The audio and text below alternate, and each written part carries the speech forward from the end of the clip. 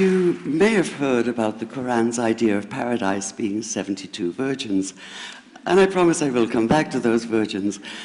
But in fact, here in the Northwest, we're living very close to the real Quranic idea of paradise, defined 36 times as gardens watered by running streams. Since I live in a houseboat on the running stream of Lake Union, this makes perfect sense to me. But the thing is, how come it's news to most people? I know many well-intentioned non-Muslims who've begun reading the Quran but given up, disconcerted by its otherness. The historian Thomas Carlyle considered Muhammad one of the world's greatest heroes, yet even he called the Quran as toilsome reading as I ever undertook, a wearisome, confused jumble.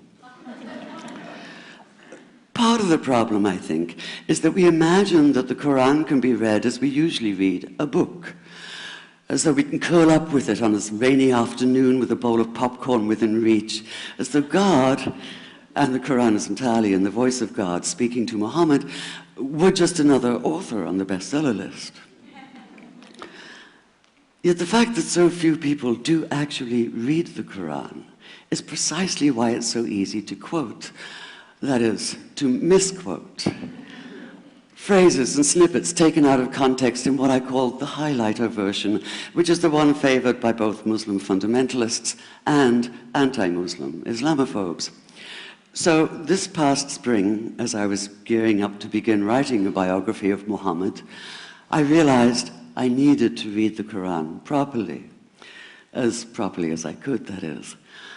My Arabic's reduced by now to wielding a dictionary, so I took 4 well-known translations and decided to read them side by side, verse by verse, along with a transliteration and the original 7th century Arabic.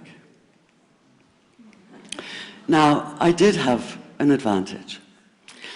My last book was about the story behind the Shia-Sunni split, and for that I'd worked closely with the earliest Islamic histories, so I knew the events to which the Quran constantly refers, its frame of reference. I knew enough, that is, to know that I'd be a tourist in the Quran, an informed one, an experienced one even, but still an outsider, an agnostic Jew reading someone else's holy book. So I read slowly. I'd set aside 3 weeks for this project, and that, I think, is what is meant by hubris, because it turned out to be 3 months. I did resist the temptation to skip to the back where the shorter, more clearly mystical chapters are, but every time I thought I was beginning to get a handle on the Quran, that feeling of, I get it now, it'd slip away overnight, and I'd come back in the morning wondering if I wasn't lost in a strange land. And yet the terrain was very familiar.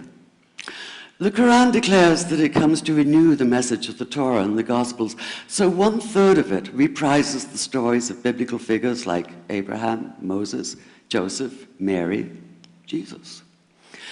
God himself was utterly familiar from his earlier manifestation as Yahweh, jealously insisting on no other gods. The presence of camels, mountains, desert wells, and springs took me back to the year I spent wandering the Sinai desert. And then there was the language, the rhythmic cadence of it, reminding me of evenings spent listening to Bedouin elders recite hours-long narrative poems entirely from memory. And I began to grasp why it's said that the Quran is really the Quran, only in Arabic. Take the Fatiha, the 7-verse opening chapter that is the Lord's Prayer and the Shema Israel of Islam combined. It's just 29 words in Arabic, but anywhere from 65 to 72 in translation. And yet the more you add, the more seems to go missing. The Arabic has an incantatory, almost hypnotic quality that begs to be heard rather than read, felt more than analyzed. It wants to be chanted out loud, to sound its music in the ear and on the tongue. So the Quran in English is a kind of shadow of itself, or as Arthur Arbery called his version, an interpretation. But all is not lost in translation. As the Quran promises, patience is rewarded, and there are many surprises. A degree of environmental awareness, for instance, and of humans as mere stewards of God's creation, unmatched in the Bible. And where the Bible is addressed exclusively to men, using the second and third person masculine, the Quran includes women, talking, for instance, of believing men and believing women, honorable men and honorable women. Or take the infamous verse about killing the unbelievers. Yes, it does say that, but in a very specific context. The anticipated conquest of the sanctuary city of Mecca, where fighting was usually forbidden. And the permission comes hedged about with qualifiers.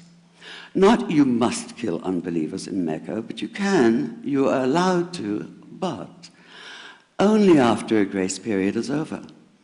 And only if there's no other pact in place. And only if they try to stop you getting to the Kaaba. And only if they attack you first. And even then, God is merciful, forgiveness is supreme, and so, essentially, better if you don't. This was perhaps the biggest surprise, how flexible the Quran is, at least in minds that are not fundamentally inflexible. Some of these verses are definite in meaning, it says, and others are ambiguous.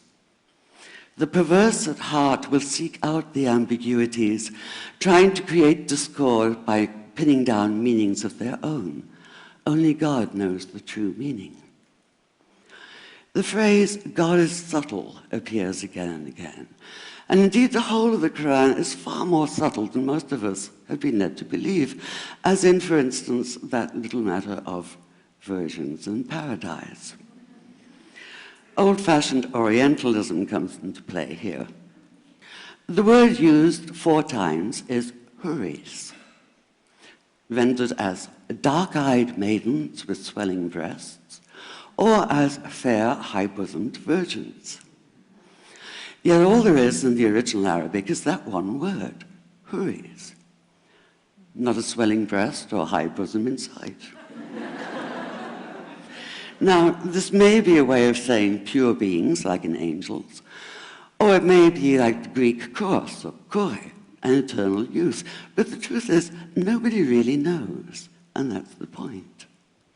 Because the Quran is quite clear when it says that you will be a new creation in paradise, and that you will be recreated in a form unknown to you, which seems to me a far more appealing prospect than a virgin.